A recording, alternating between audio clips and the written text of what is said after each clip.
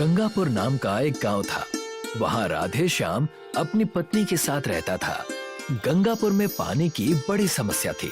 उस गांव में पानी दूसरे गांव से या दूसरे कस्बों से आया करता था। ओफो, कितनी गर्मी है और बढ़ती ही जा रही है। ऐसा लग रहा है कि हिमालय जाकर बस जाऊं। मैंने तुमसे कितनी बार कहा है, इस गांव में हिमालय, पानी, बंजर जमीन की बातें मत किया करो। अरे, अब पानी नहीं मिल रहा है ठीक है, लेकिन क्या अब उस बारे में बात भी ना करें? उतने में गांव के नायक और उनके आदमी वहां पर कई सारे ड्रम, टंकी और ठंडे पानी की बोतल लेकर वहां आते हैं। सुनो सुनो सुनो, आज हमारे गांव के नायक श्री केशव महाराज यहाँ पर आ रहे हैं। लगता है नायक जी गांव में हर साल की तरह पानी और कपड़े बांट रहे हैं। मैं हर साल बस इसी का इंतजार करती हूँ।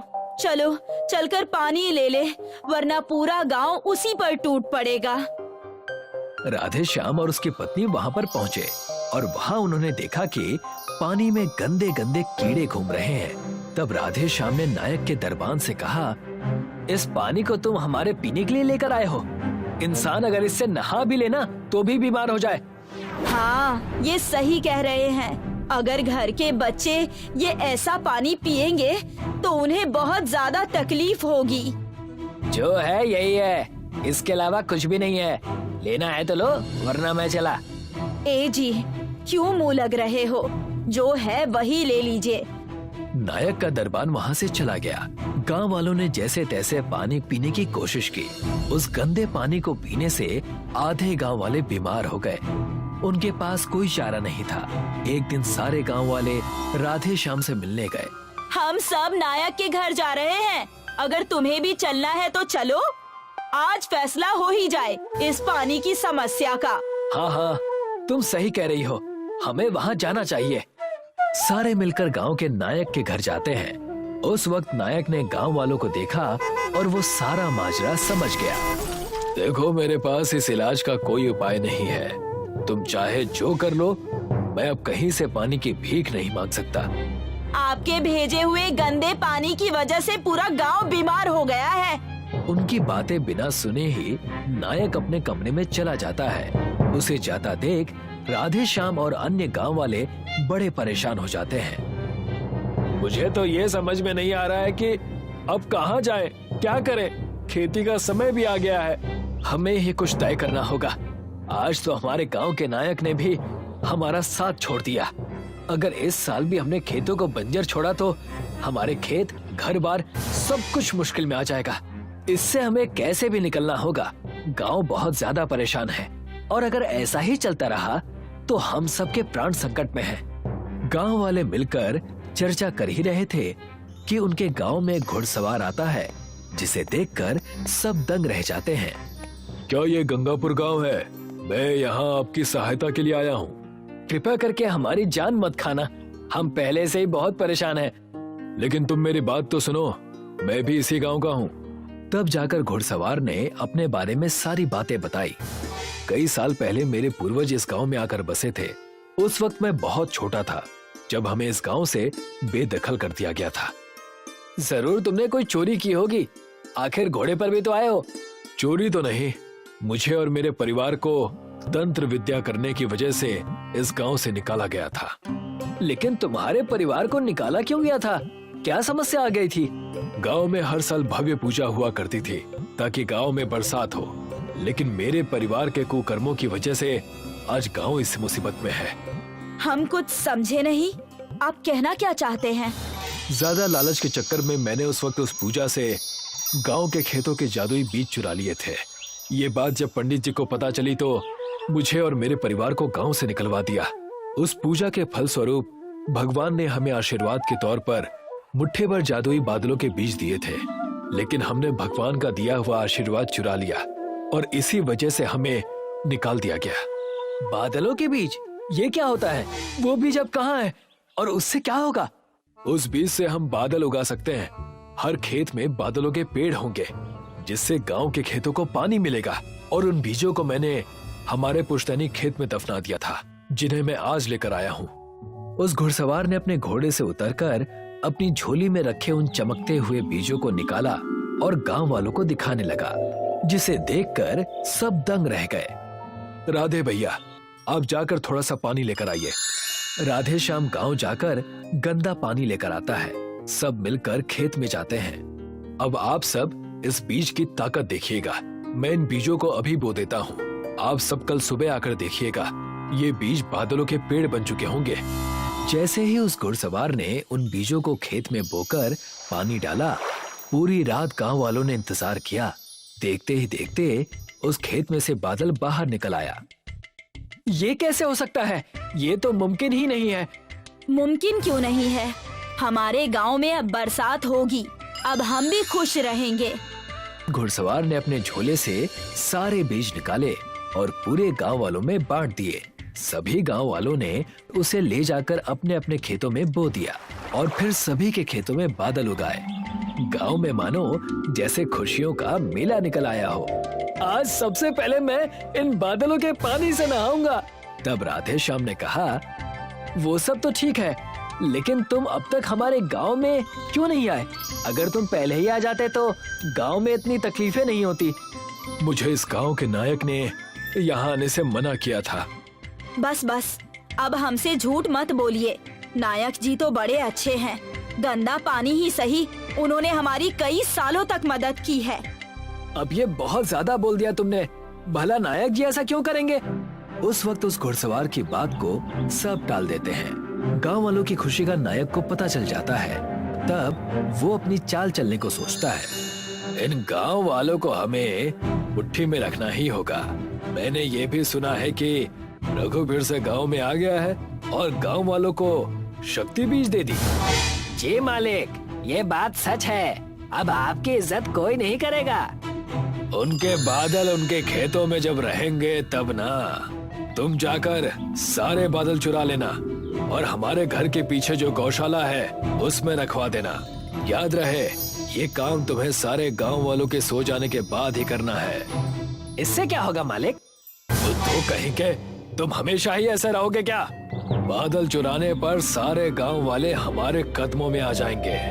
नायक के नौकर ने सारे गांव वालों के खेतों से बादल चुरा लिए और नायक जी के घर के गौशाला में रखवा दिए।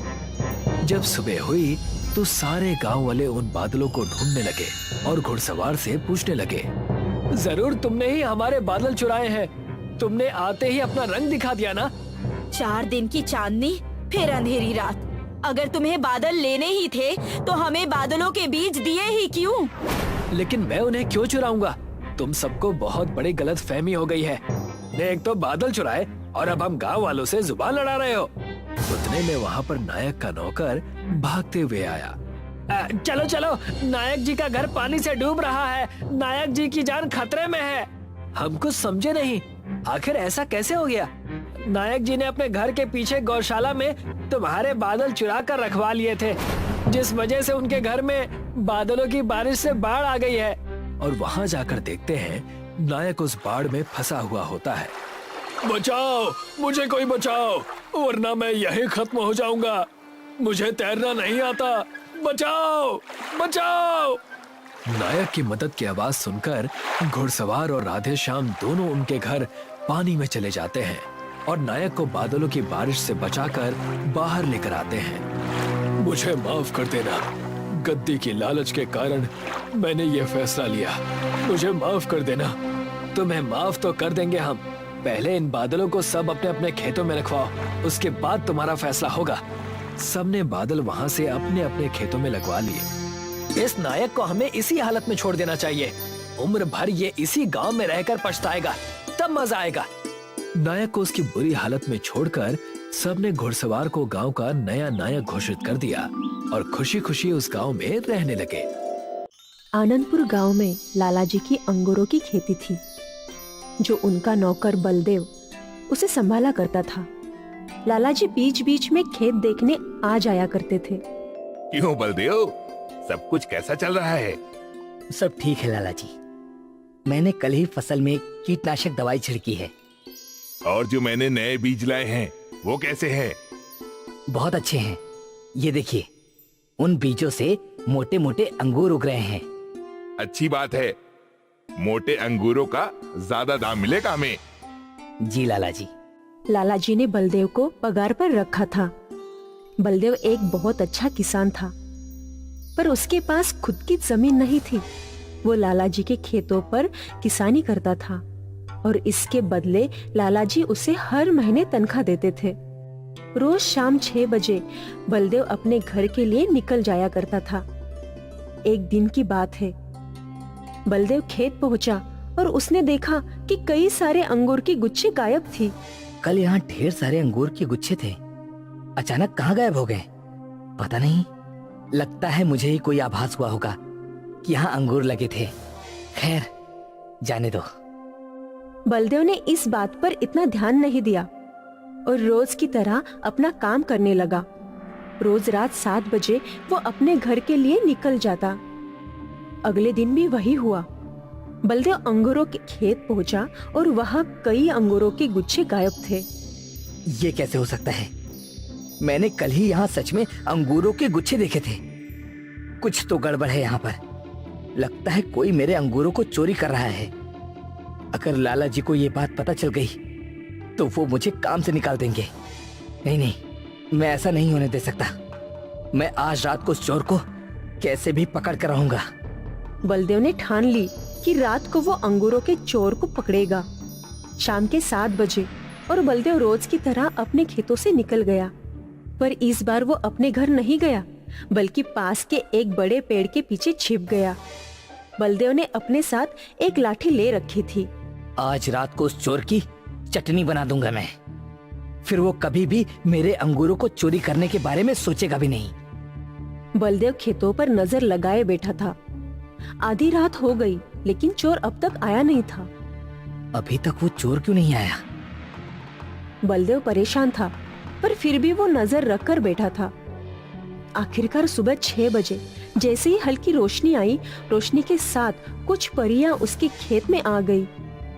बलदेव ने देखा कि उन परियों ने कुछ अंगूरों के गुच्छे तोड़ दिए।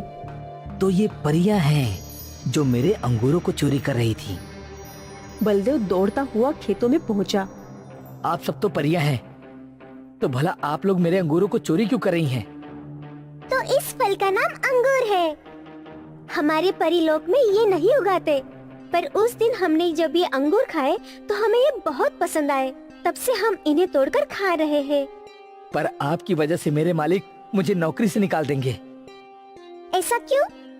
ये अंगूरों के बाग लाला जी के हैं। लाला जी हर महीने मुझे तनख्वाह देते हैं इन अंगूरों को उगाने के लिए।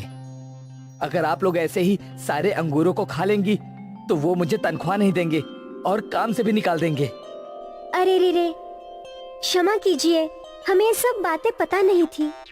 पर हमें ये अंगूर बहुत पसंद है, लेकिन हम तुम्हारे साथ भी अन्याय नहीं कर सकते। मेरे पास एक सुझाव है। क्या आप हमारे साथ हमारी दुनिया में आएंगे?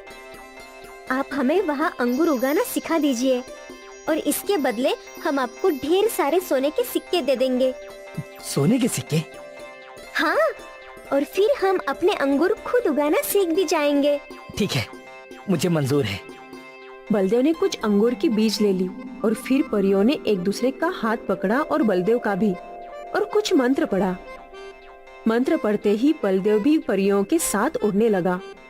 बलदेव परियों के साथ बादलों के ऊपर उड़ रहा था। परियां बलदेव को बादलों के बगीचे में ले आई। इस बगीचे में बहुत ही सुंदर सुंदर रंग बिरंगे फूल थे। ये तो अद्भुत है। बलदेव सारा बगीचा देखकर खुश था। मुझे समझ में नहीं आ रहा कि बिना मिट्टी के ये सब कैसे उग गए। ये बादल जादुई है। ये बादल बिल्कुल जमीन की मिट्टी की तरह है। इस पर जो भी बीज उगाओगे वो धरती की भांति ही उग जाएंगे। बलदेव ने उस बादल पर कुछ अंगूरों के बीज छिड़के और उसके बीज छिड़कते ही बीजों से अंगूर के पौधे निकल आए। काश धरती पर भी ऐसे आसानी से पौधे उगाए जा सकते। अंगूरों के पौधों को रोज पानी देना होता है और तो और इनकी जांच भी करनी होती है कि इनमें कोई कीड़े न लग जाए। एक परी ने जादू किया और उनके सामने एक छोटा बादल आ गया। अब ये बादल रोज इन अंगूरों को पानी देगा। धरती पर पौधों को कीड़े लगते हैं, यहाँ नहीं लगेंगे। यहाँ मिट्टी नहीं है ना, हाँ, वो तो मैं भूल ही गया था। अब हमें क्या करना होगा? कुछ नहीं, समय पर पानी और अच्छी खुराक देने से ये पौधे अपने आप अंगूर उगाएंगे। बलदेव बोल ही रहा था कि उसके सामने वाले अंगूर के पौधे में अंगूर का एक गुच्छा दिखने लगा। वो देखकर परिया बहुत खुश हुई। वो देखो, वहाँ अंगूर उग गए। अब हमें धरती पर जाने की कोई जरूरत नहीं। स्वादिष्ट अंगूर हम खुद अपने ही बादलों पर उगाएंगे। आपका बहुत बहुत धन्यवाद। जी। परी ने फिर से जादू किया और बलदेव के हाथ में एक बहुत बड़ा मटका आ गया। इस मटके में सोने की मोहरें थी। इतनी सारी सोने की मोहरें देखकर बलदेव की आंखें फटी की फटी रह गई। हमें जब आपकी जरूरत होगी हम वापस आपसे मिलने आएंगे। हाँ हाँ। परियों ने जादू किया और बलदेव परीलोक से गायब हो गया। वो वापस उसी अंगूरों के खेत में था। उसके हाथ में वो मटका भी था। बलदेव वो मटका लेकर अपने घर गया। इतने सारे सोने के सिक्के ये कहाँ से मिले आपको?